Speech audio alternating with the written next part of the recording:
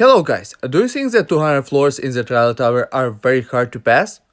If you know which equipments, pets and cards are better to use, then you won't have big problems to pass all of them.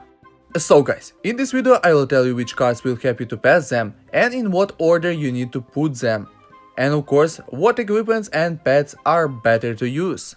As always, I will start with equipments. Use Poseidon Wand because it has very useful skill against melee enemies. It pushes enemies back when your health is less than 30%. I must say it is very powerful skill when you have a melee boss, and it kills you in 2-3 turns. So when that boss does the first damage, then you just push him back and keep freezing and doing damage to him.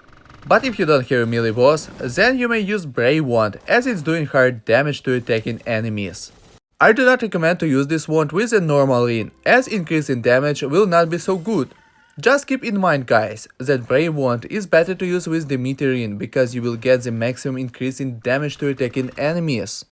Now about rings, I recommend to use Werewolf Ring as you never know what mobs you will have. Unless you know, then you may choose a different ring.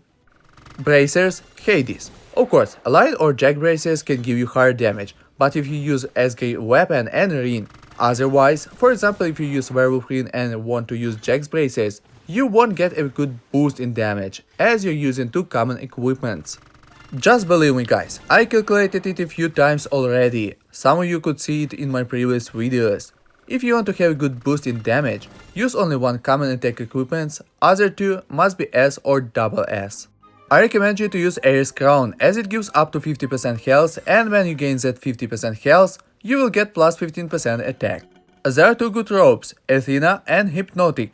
If your stats allow you to absorb a good amount of damage, then use Athena.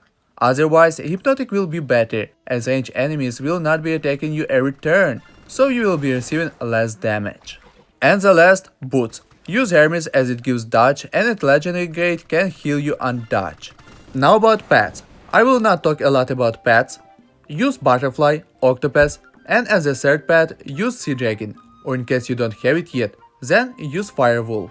Okay, now about cards. Which cards and in what order are the best?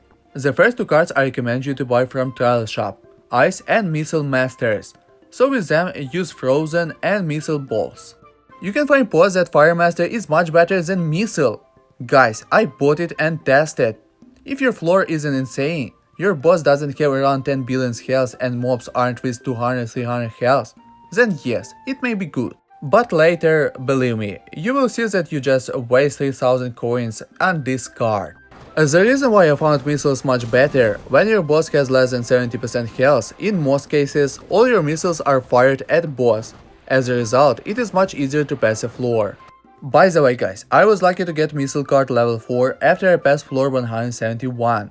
And here is a list of levels of cards when you will have a chance to get higher level. For example, after you will pass floor 40, you will start getting cards level 3. Okay, with Icemaster beside Frozen Balls, choose Ice Frost. It will help you to freeze more enemies, with a high combo you will probably freeze them all. And the last balls must be insta-kill. Without them you won't be able to pass hard floors. I think you know what I'm talking about. And you can see that I also have Shadow Clone with Invincible cover. About them I must tell you more detailed. I recommend to buy Shadow Clone after floor 100, because at the beginning you won't have enough money to buy it. It's the first reason. Next thing, Missile and Icemaster level 4 will be enough to pass first 100 floors or even 150 if your stats are good. You could see my previous guide for Tower where I passed 150 floors without this skill. And with Shadow Clone your game can crash. It happened to me many times actually, and I lost a few times because of this problem. I reported this and Heavy gave me 2 candles as a compensation. That's how I had 22 candles once. I wasn't cheating guys. That's all you need to know about this skill. So after you'll buy master skills, buy Shadow Clone. It is very useful skill when your enemies have millions and bosses billions health. And Invincible cover is the last card you should buy. I recommend it to buy because it increases your survivability, which you definitely need for insane floors. And now about card order. Passive skills put where you like. It doesn't matter, but balls you must put in right order. First, insta-kill balls, because they can insta-kill enemies and after them, your other balls will be doing damage. If you put them second or last, for example after missile balls, you just waste your missiles, as they will bounce from a mob you're aiming at. Of course, if you aim at a boss, they will do some damage, but when a boss is blocked by mobs and they have a good amount of health, then you will just waste your missiles. And missile balls must go after insta-kill balls. And the last, frozen balls. As you can freeze enemies, it is better to put them last, because if missiles won't kill a mob you're aiming at, frozen balls may just freeze him. So guys, now you know which equipments, pets and cards will help you to pass all 200 floors in the trial tower. Don't forget to subscribe and like this video.